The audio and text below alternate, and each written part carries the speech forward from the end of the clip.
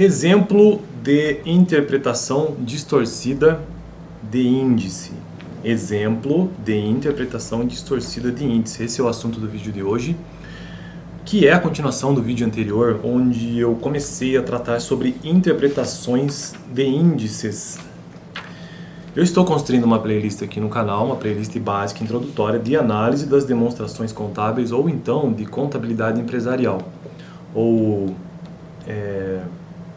Na faculdade, na verdade, a disciplina é análise das demonstrações contábeis, mas não deixa de ser, na verdade, contabilidade empresarial também, né? O livro base é este aqui, o livro texto base, caso você tenha interesse, tem um link aqui na descrição, ou você pode procurar também, é do José Carlos Marião. Eu gosto muito desse professor, desse autor, é sempre muito didático.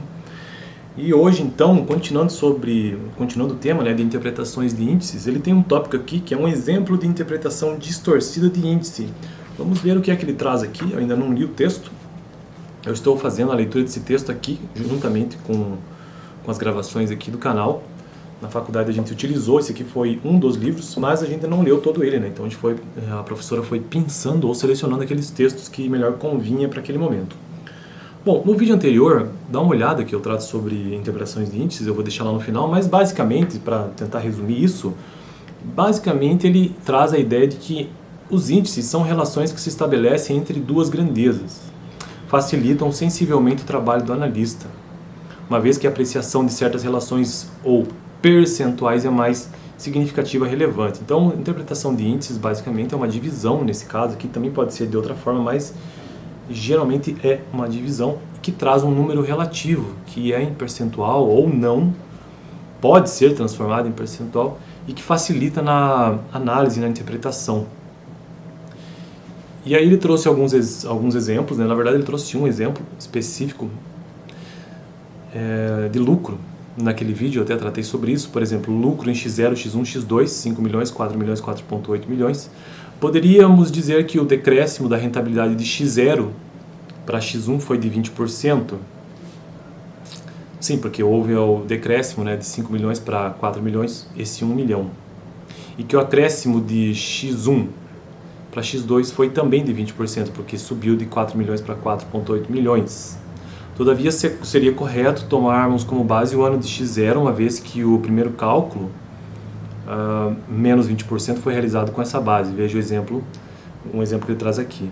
Assim, diríamos que houve um decréscimo na rentabilidade de X0 para X1 em 20% e acréscimo de recuperação de 16% para X2, né?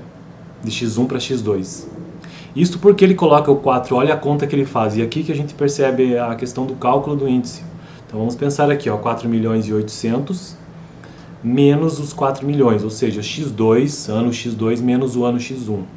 O ano de 2002 menos o ano de 2001. Que dá uma diferença de 800 mil. E aí ele faz a divisão, então, por X0, ou seja, por 5 milhões. Então você tem ali o valor de 800 mil dividido por 5 milhões. Ou seja, ele traz de fato, baseado, né, o ano básico nesse caso é o X0, ele traz a ideia de que X2 houve um acréscimo, uma recuperação de 16%. Coisa que teria sido diferente caso você apenas analisasse X1, né, em relação a X2. E é justamente isso que eu quero trazer no vídeo de hoje, porque ele traz um exemplo de interpretação distorcida de índice. Vamos dar uma olhada então. O gerente da companhia Lubrificação foi demitido pelo diretor-presidente, pois o lucro da empresa caiu de 1 milhão para 700 mil. Beleza. Ou seja, no ano X1 ele tinha 1 milhão e caiu para 700 mil no ano X2, 2001, 2002. O relatório de análise indica um decréscimo de 30%. Ou seja, de 1 milhão caiu para 700, então houve mesmo 300 mil de decréscimo. Em evolução percentual básica, um cálculo básico, 300 mil ou 300 dividido por 1000, pode ser para facilitar. Ou seja, X2, o lucro, dividido pelo lucro de X1. Então você tem não o lucro de X2, mas a diferença, né, o quanto que caiu aqueles 300 dividido pelo lucro de X1. Para o ano de 2003, no próximo ano, foi contratado o Sr. Distor Studo na qualidade de gerente. Como resultado do seu esforço, conseguiu atingir um montante de 910 mil de lucro. O relatório de análise elaborado pelo próprio gerente indica um acréscimo de 30%. O relatório que esse cara gerou. E um parecer do qual consta a satisfação em recuperar plenamente o decréscimo do ano anterior. O relatório é elaborado da seguinte forma. O ano X2, 700 mil de lucro, o ano X3, 910 mil. Mas lembrando que no ano X1 ele tinha 1 milhão de lucro. Mas, então houve um acréscimo de lucro em relação a 2002, né, de 210 mil. Lembrando, nós começamos em 2001 com 1 milhão. Então, nesse caso aqui, ele traz que houve uma evolução percentual de 30% também. Ou seja, os 210 mil que houve de acréscimo de lucro entre 2002 e 2003, dividido pela base que ele está considerando aqui X2. Por isso que ele chega nesse valor de 30%, porque ele está considerando a base de 2002. E aí ele faz a seguinte pergunta: você concorda com o relatório acima? Como pode o lucro de uma empresa decrescer em 30% e no ano seguinte ser recuperado plenamente em termos percentuais? Se em X1 o lucro era de 1 milhão e no ano X3 é de 910 mil. Bom, na verdade a resposta para isso aqui é bastante simples, que é, bom, a maneira como foi feito o cálculo com base no ano base, com a escolha do ano base. Nessa conta, se ele tivesse continuado como foi feito no vídeo anterior, eu até expliquei no início desse vídeo, e ter colocado o ano base como 2001, de 1 milhão, ele teria encontrado um outro percentual, que eu não vou calcular agora aqui no vídeo. Mas o fato é que determinar ou escolher o ano base é o que faz toda a diferença na hora de interpretar um índice.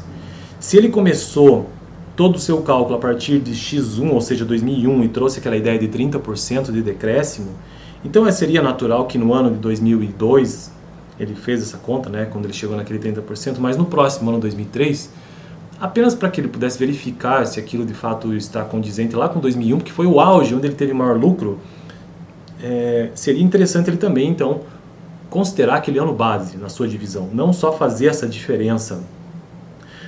Aqui ele já percebeu que houve um acréscimo de lucro de 210 mil, mas ele pode muito bem verificar esse acréscimo de lucro dividido lá pelo ano base. Enfim, o que eu quero dizer é que é interessante que se observe esse acréscimo de lucro ou decréscimo de lucro de um ano para o outro. Beleza, é isso mesmo. Mas também é interessante que se fixe um ano base para se calcular alguma coisa um pouco maior. E esse ano base é baseado em quê? Bom, uma escolha arbitrária. Você olha para o seu ano e fala, vou escolher esse ano, exatamente como acontece na economia, com PIB, números econômicos. Você escolhe aquele ano base para você fixar um valor e a partir dali ter uma referência. E essa referência você escolhe de forma arbitrária mesmo. Às vezes foi um ano que você teve a maior quantidade de lucro. Sei lá, no ano 2020 foi o maior lucro que a empresa já alcançou até hoje. Pode ser assim. Então você tem uma outra conta que você faz com base nele. Daí você fala, o ano que nós tivemos o maior lucro foi assim. Em relação a esse ano nós ainda não chegamos. Então, para responder essa questão dele, é basicamente isso. Ele não traz a resposta, mas eu imagino que seja essa a resposta. E você concorda com isso que eu estou dizendo aqui? Eu não edito os vídeos, senão eu deixaria as contas aqui na tela para a gente ter uma noção. Resumindo o vídeo de hoje, vai fazer a comparação de um ano para o outro, beleza. O que na economia eles chamam de... como é que é o nome que se dá na economia, que eu até falei sobre isso ontem? Nominal, né? Nominal quando você pega o ano anterior, o ano base qualquer. O ano base não, o ano anterior, o ano corrente anterior. O anterior e o corrente para calcular. Enquanto que quando você utiliza um ano base, na economia geralmente se utiliza aquela palavra real, né? Produto nacional bruto real, produto nacional bruto normativo, por exemplo. É essa a distinção, é esse exemplo que ele traz aqui. E eu fico por aqui. No próximo vídeo, então, vou tratar sobre reclassificação das demonstrações contábeis. Dá uma olhada no vídeo anterior que eu tratei sobre interpretações de índices, vou deixar aqui no final, que é o vídeo anterior a esse que eu gravei hoje, beleza? Valeu, até semana que vem.